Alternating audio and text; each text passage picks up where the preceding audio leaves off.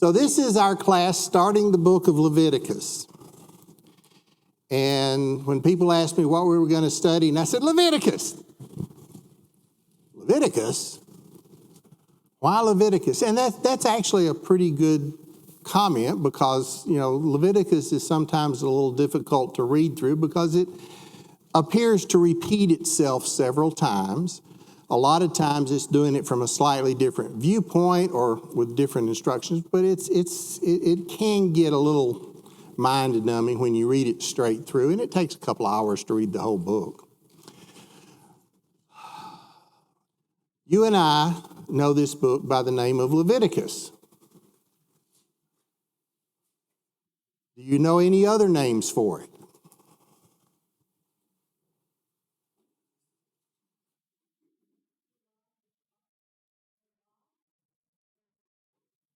That's what's in it. Yeah, it's the Hebrew Bible uses the first few words, which is "and he called," or a semblance of them. I think it's actually in Jehovah called, but they don't use that word, so it's "and he called."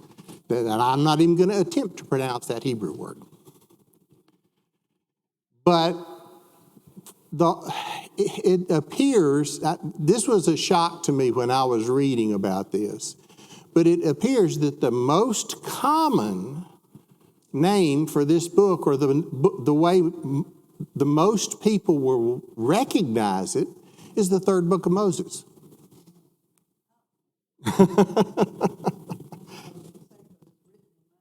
The third book of Moses. Yeah, there's a lot of people. The English Bible uses Leviticus, but a lot of Bibles around the world just use the third book of Moses.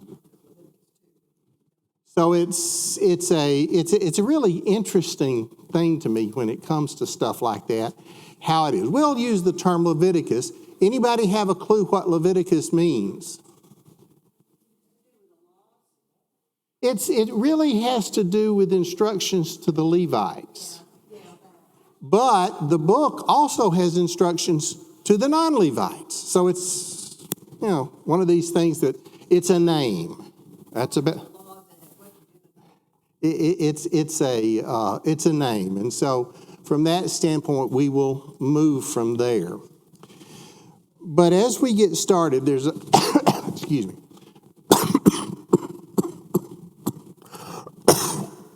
Excuse me. This is normal. As we get started, I've got a bottle of honey. See, she's getting up to go get me some water. She takes good care of me. As we get started, there's a couple of things we obviously need to touch base on. And that is, okay, we're studying Old Testament law. We are not required to follow the Old Testament law. Now, how do we know that? Christ completed it. Read Hebrews, that's a good way of saying it. Hebrews 8:7.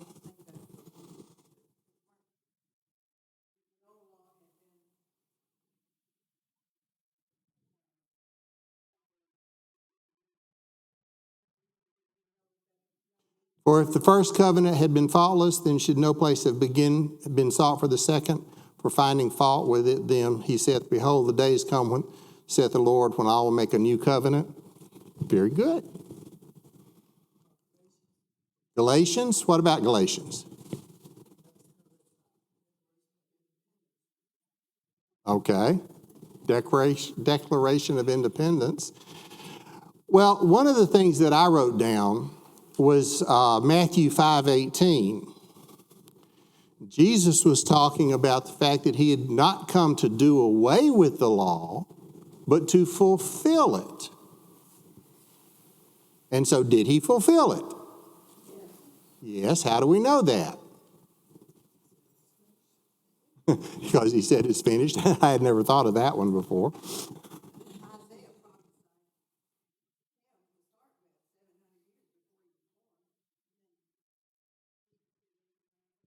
And we're going to get to prophecy in just a minute, so hang on to that.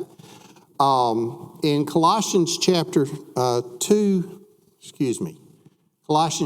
8, 2, 8 through 15, specifically verse 14, blotting out the handwriting of ordinances which was against us, which was contrary to us, and took it out of the way, nailing it to the cross. That writer, Colossians Paul, writing there was saying that the law had been taken out of the way. And okay, if it was taken out of the way, that means it had to have been fulfilled, because Christ said not one jot or one tittle would disappear until it was fulfilled. So we can see there, and the entire context there is about verse 8 through 17, which gives you a much better context for that one single verse. So be sure to read that whole thing. I'm not going to at this time simply because I've got so much to cover today.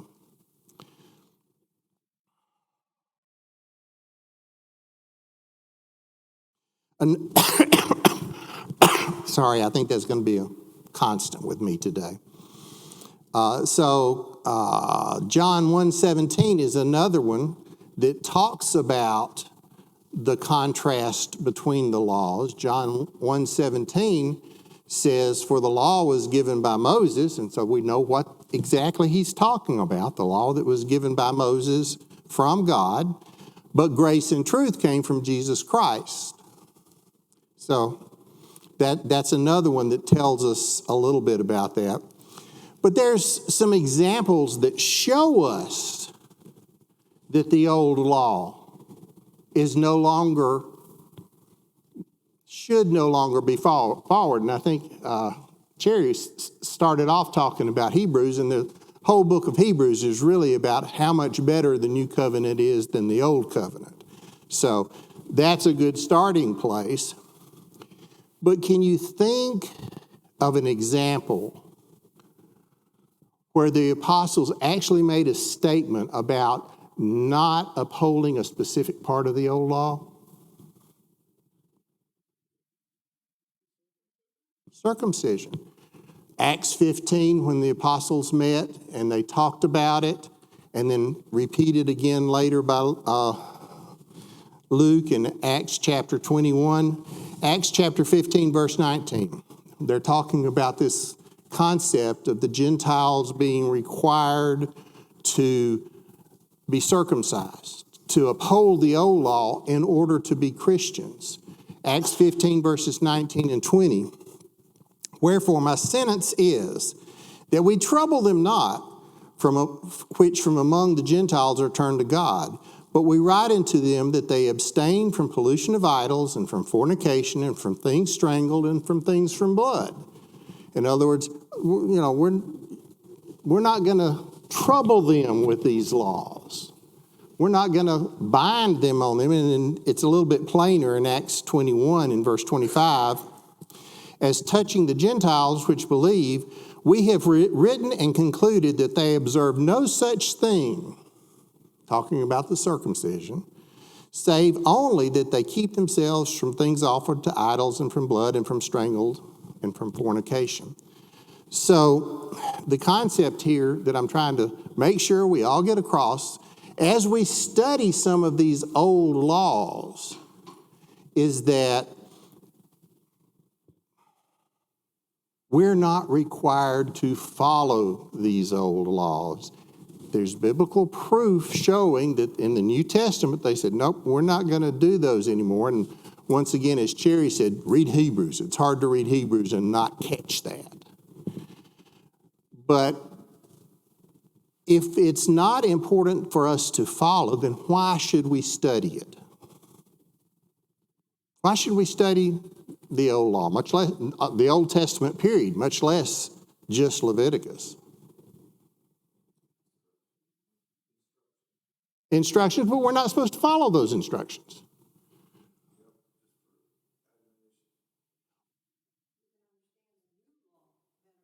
Okay, let's go with that for just a second. Understanding the new law, Colossians 2, 16 and 17. Did I get that right? Yes. Let no one, excuse me, Colossians 2, 16 and 17. Let no man therefore judge you in meat or drink in respect to a holiday, and that's talking about the things of the old law, or of the new moon, or of the Sabbath days, which are as shadows of the things to come, but the body is of Christ. So understanding the old law comes from two different ways. One is we get to see God and how he always keeps his word. We often talk about the peace that passes understanding. One time I was on a dive trip with a friend of mine, and we were out on the other half of the world, and we went down on a dive that was about 100 feet, and there was a current there. And right as I left the boat, he says, "Oh, wait a minute, I forgot something." And he called back there. He said, "I'll meet you down there." So I go down because you had to get down fast or the current would sweep you out. He didn't come. So after about 5 minutes of waiting, I went to the surface like you're supposed to do. And I get to the surface and I couldn't see from here to that wall. It was so foggy. Water was just flat. I'm getting some big eyes. Every minute I'm looking down in the water. Had a little, on this dive, there was a wall, and there was a current there taking out the ocean. And once you passed the edge of that wall, you were out in open ocean. And so, part of the thing is they'd made us put a thing on our BCs where a big red stick would go up in the air, and we had a little horn hooked to our BC. So every minute we were supposed to blow it if we got lost. Well, I was lost. And I'm sitting here blowing. Now, let me ask you a question. Do you think I was comfortable? Peaceful even? No. I didn't trust the people in that boat good enough to find me. They did. It worked out fine. But it gave me an understanding of that if we trust God, we can be peaceful. We don't have all that looking around underneath us. And if we trust God, we can. If we take from the Old Testament that he keeps his word, we learn to trust God. And so we can have that peace. When things don't go right and we're stuck out in the middle of nowhere, we know. Maybe we're stuck in a desert of sin somewhere. We know we can trust God. That's one huge benefit of reading the Old Testament, of studying the Old Testament, is we see who God is, and specifically from that, we can trust him. So that's, yes, to learn about God. That's one thing that is important. What else do we learn from studying the Old Testament? Or another reason why we should study the Old Testament? Go ahead.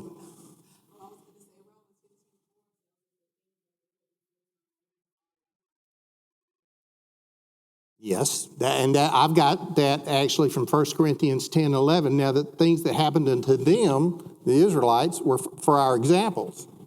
So, yeah, we can learn not only about God, but about people. So it's an example unto us.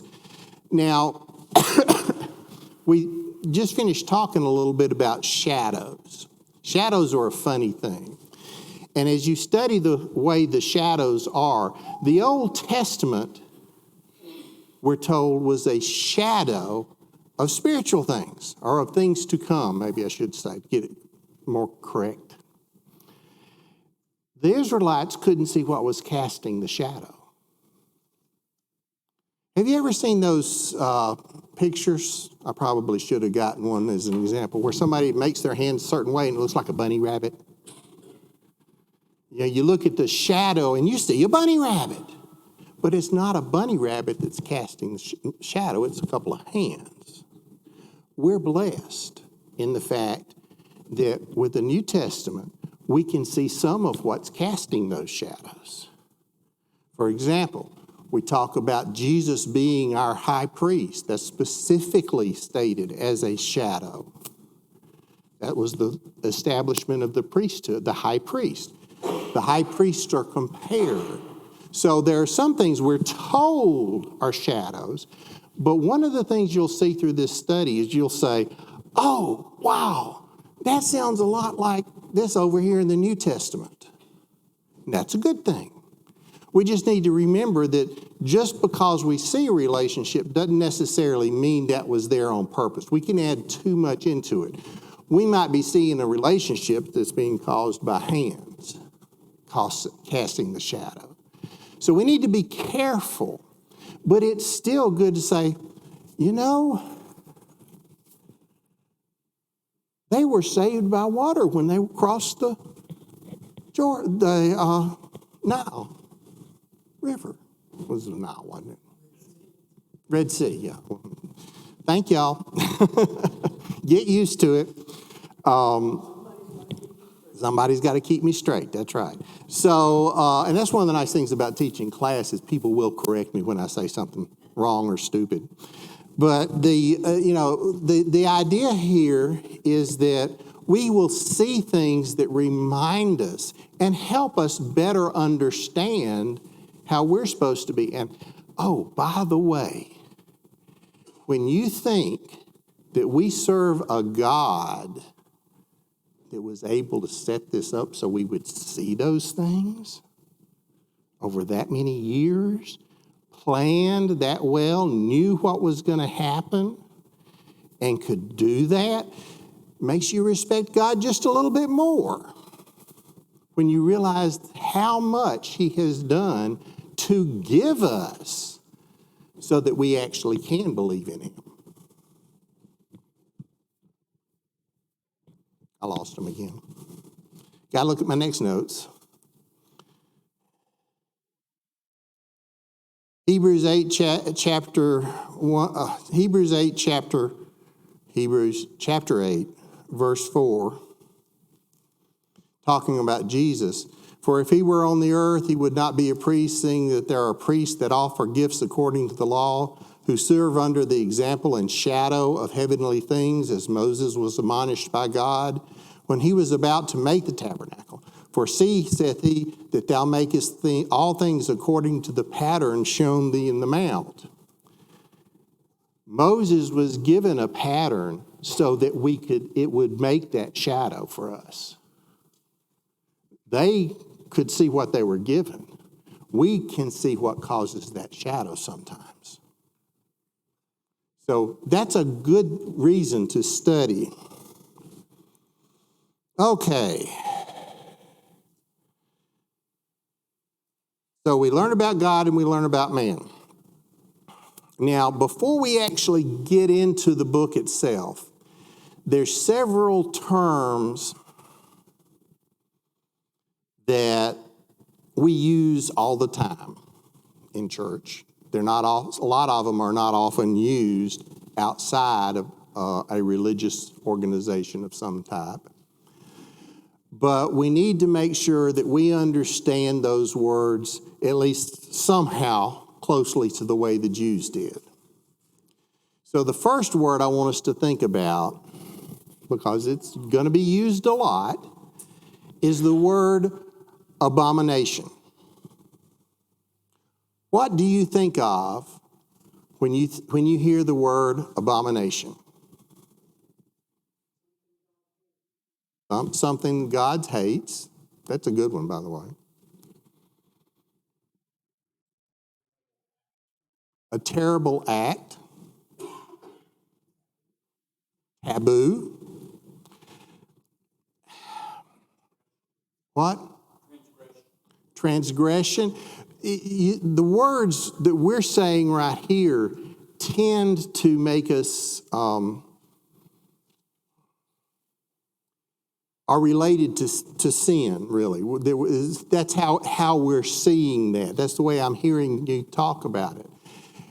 When it says it's an abomination to God, what does that mean? Hate is not actually, I don't think, the right term. It may be correct in that He does hate the abominations, but that's not what abomination means. That's real close there.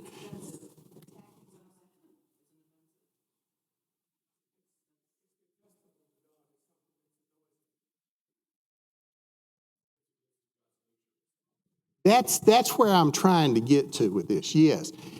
God, for example, is pure, right? So an abomination would be something that was not pure. So as talking about acts, it would be something that was, just unacceptable to God. It's not just God. Let's look at some of the ways that the word is used in the Old Testament. Genesis chapter 43. We'll look at verse 34. But the context here, the children of Israel are moving into Egypt.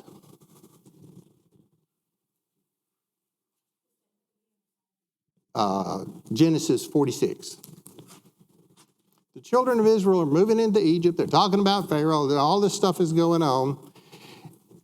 Why did they move? Why did they place all of their cattle and sheep and stuff like that in Goshen? It was fertile. That was very important. But when they were brought before Pharaoh, they had been instructed to say this, verse 34, that ye shall say, thy servant's trade hath been about cattle from our youth, even until now, both we and also our fathers, that ye may dwell in the land of Goshen. For every shepherd is an abomination to the Egyptians. You see, the Egyptians worshipped cattle. They thought their livestock,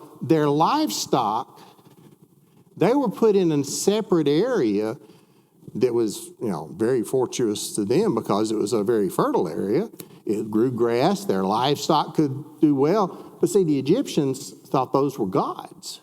So for the Israelites to kill those animals would be an abomination to the Egyptians, and the result would be a lot of enmity, war, fighting, because they are desecrating our gods. You see the context of the abomination there? And if you look over in Deuteronomy chapter 7,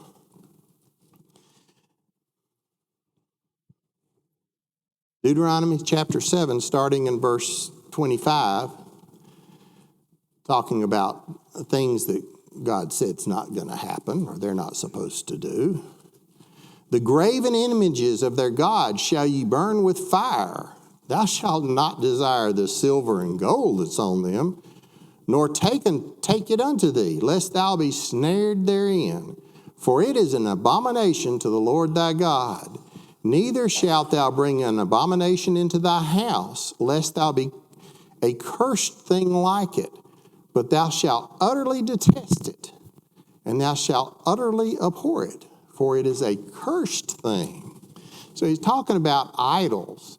In the New Testament, we don't talk about idols so much, but we still have idols.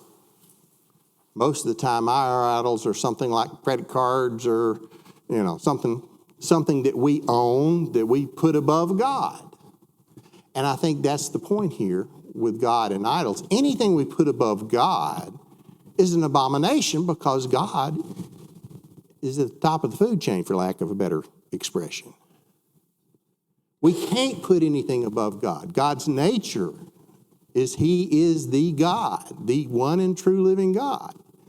To put anything above Him is an abomination, because it is against His nature.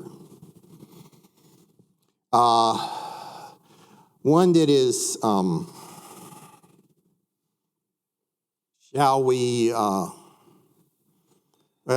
let's first go to Deuteronomy chapter 17. Thou shalt not sacrifice unto the Lord thy God any bullock or sheep wherein is a blemish, or any evil favoredness, for that is an abomination unto the Lord thy God. Some versions will say unto Jehovah thy God. So why is it an abomination to offer a blemished animal to God. It's not pure. It's not the best. It's, yeah, the concept is, let's get real. Any animal is not going to stand up to God. But to offer our less than our best is definitely an internal issue, because we're keeping our best for ourselves. Therefore, we're putting ourselves above God. And that's an abomination to God. So the word abomination generally should give us this cringy feeling. When we think of something that is an abomination, it should have an effect on us like that. Now, having said that, how do we deal with that? How do we deal with people that are doing what we would consider as an abomination? Should we be like the Egyptians and try to kill them because they're... And the answer is no. Christ taught us better than that.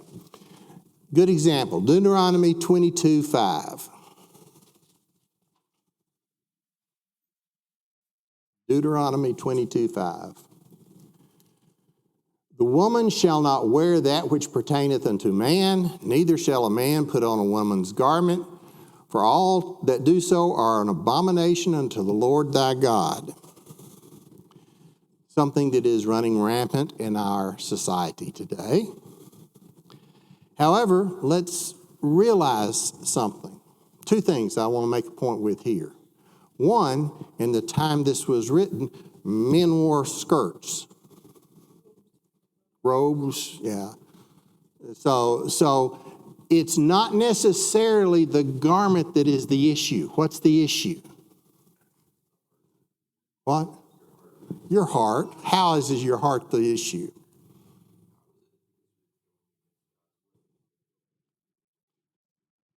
God has made us. We need to act the way He made us. Holy, righteous. He made us male and He made us female. And when we try to go the other direction on these things, we're messing it up. Now, how do we treat people that are doing that? You love them. You try to show them what is right through love. That's the only thing we can do, because it's not us, it's God. They don't have to answer to us. They have to answer to God.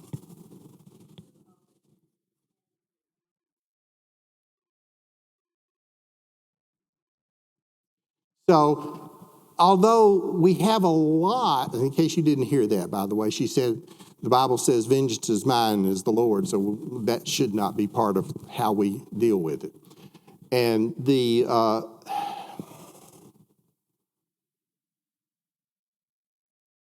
old age thing gets to me every once in a while.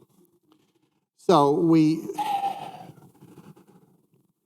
see all of this and we think, oh, that's terrible. How do I deal with it? We deal with it with love. But let's go back just a step. You think of something that is...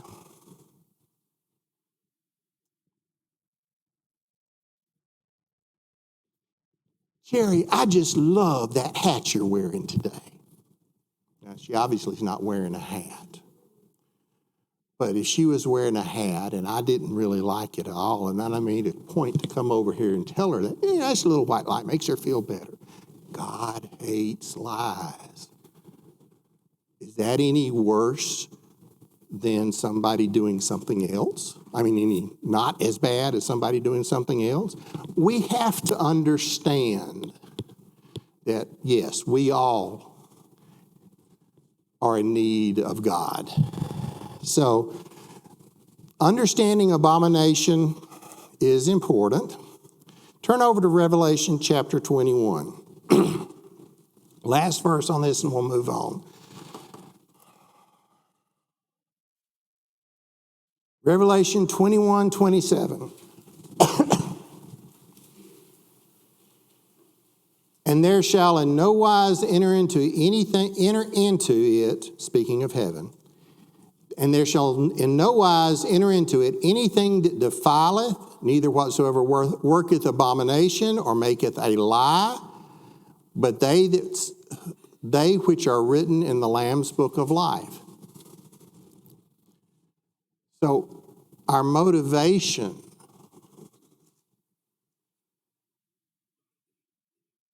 is to help people get their names written in the book of life, not to stop what they're doing because we don't like it. We may take offense at it, but how we react to that is what we're going to be judged on, not what they're doing.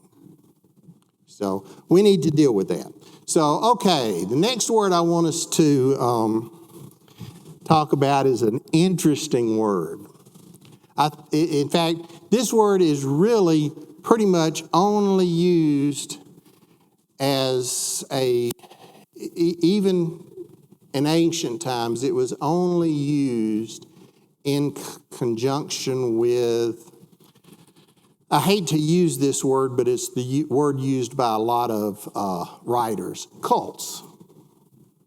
And by that, they meant religious, not necessarily what we use the word cult as today, but as groups of people that were worshiping some god or something like that. So the word is atonement. It's a pretty simple word. What does it mean? It's used all the time in church. What does it mean? Well, not exactly. It does lead toward it, yes. But what is it? What does it mean if you atone for something?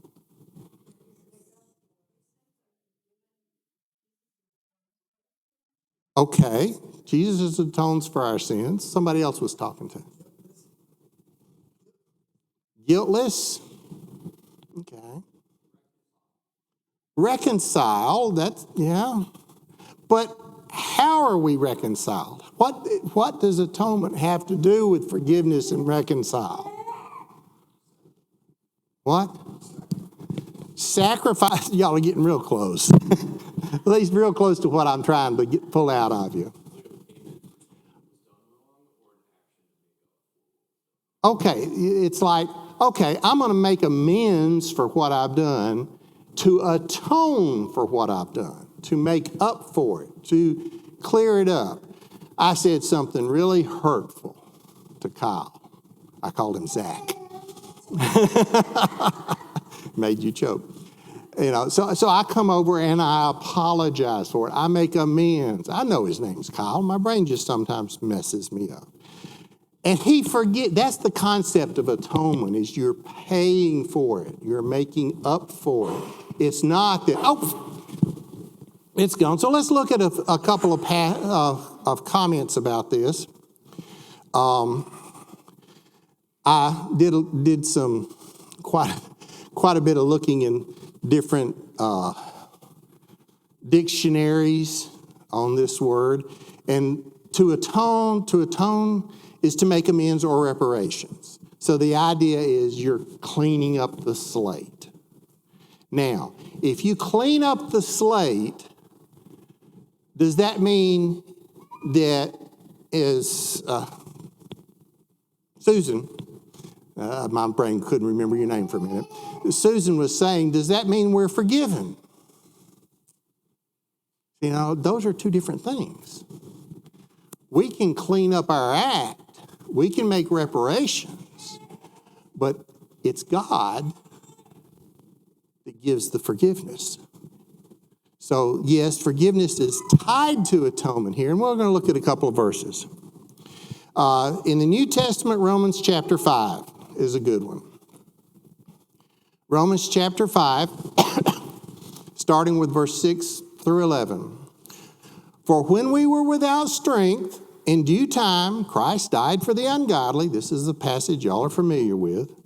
For scarcely a righteous man will one die, yet peradventure for a good man some would even dare to die. But God commended his love toward us, so that while we were yet sinners, Christ died for us. Much more then, being now justified by his blood, we shall be saved from his wrath through him. For if we were enemies, we were reconciled to God by the death of his Son. Much more, being reconciled, we are saved by his life. And not only so, but we also joy in God through our Lord Jesus Christ, by whom we now have received the atonement. So, yes, we see this in Christ, and we're going to read this word in Leviticus a lot about atonement. So, when it says it in Leviticus, talks about atonement in Leviticus, we know they're doing something to repay, to make right, to atone. And it's not always them that are doing it, but it's being done. So we need to keep that in mind, because we often do think of atonement as the result rather than the action.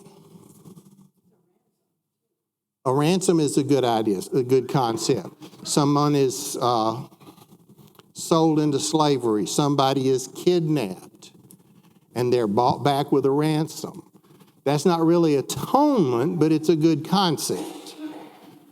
So I guess if you sold yourself into slavery and somebody bought you back, which was a common thing in Hebrew times, then that could be classified as an atonement there. You remember when the children of Israel rebelled against God? I'm not even going to say which time. Turn over to Exodus chapter 32, verse 30.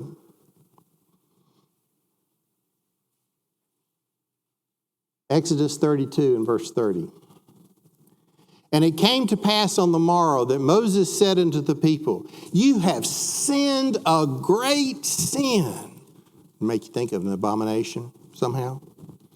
And now I will go up unto the Lord. Peradventure I shall make an atonement for your sin. In other words, maybe I can make an atonement for your sin. Maybe it'll be okay. I'm trying to give you a flavor. Leviticus chapter 4 and verse 20.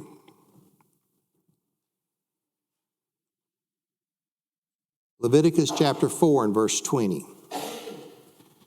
This is some of the instructions to the priest. And he shall do with the bullock as he did with the bullock for the sin offering. So shall he do this. And the priest shall make an atonement for them, and it shall be forgiven them. So God is telling them that the priest will make the atonement and God will forgive them.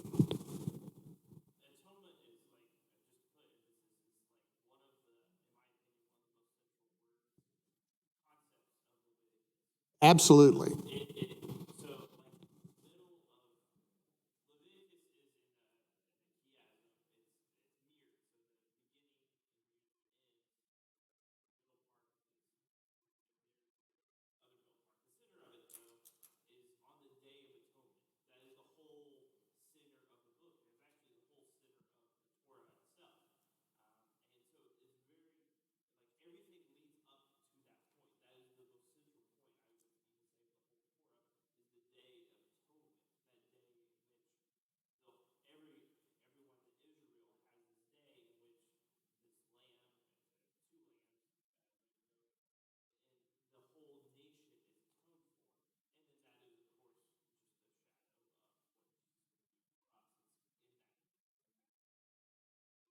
Absolutely. And that's one of the reasons why I want us to get our hands around this word, is because it is such a important word. And if we were to step out of the Old Testament and look in the New Testament, we see that we cannot atone for what we have done. We don't have the wherewithal. We don't have the power. We don't have nothing on this earth. If a man gains the whole earth and loses his soul, even if we had the whole earth, we couldn't atone for our soul. Christ had to do that. And so understanding that atonement is a very important thing. Oh, I didn't get near as far as I wanted to. I want you to think in the next couple of minutes, how is sacrifice tied to atonement? How is sacrifice tied to atonement? Now, this is another word. We use words today. I don't know if you've noticed, but over the weekend, I was forced to watch a lot of football. And there was one word that was used constantly. And that word was physicality. Okay, I'm 67 years old now, I guess. 20 years ago, that wasn't a word. I don't know when it became a word. But it's now a word. You see, our English language not only defines our words, but it takes how we use them and makes that the definition. So words and concepts over time change. So when we think of sacrifice, the first thing that comes to our mind is, okay, this is going to hurt, but I'm going to have to do it. This is more than I can afford to give you, but I'm going to. This is, I'm not going to do this because my son wants to be able to play football. That's what we think of as sacrifice, giving up something. Sacrifice to these folks, yes, that was part of it, but it was killing an animal. It was physically killing something.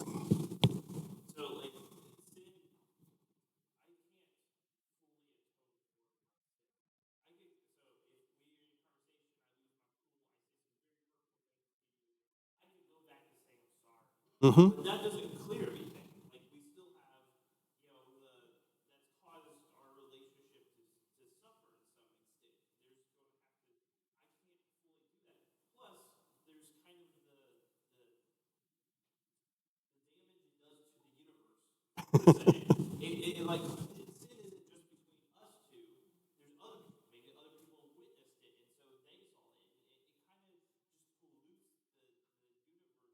And so I can do all that I can do, and that's what some of the law is. You try to make amends, you take double, you stole something, that kind of stuff. But sin requires blood.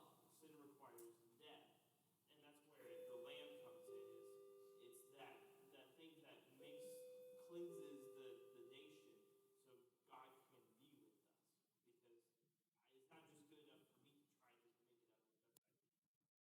Very good. And so I want, as you're thinking about this for next week, we'll finish up with atonement, but I want you to think of how atonement relates to sacrifice, to offering, and to appeasement.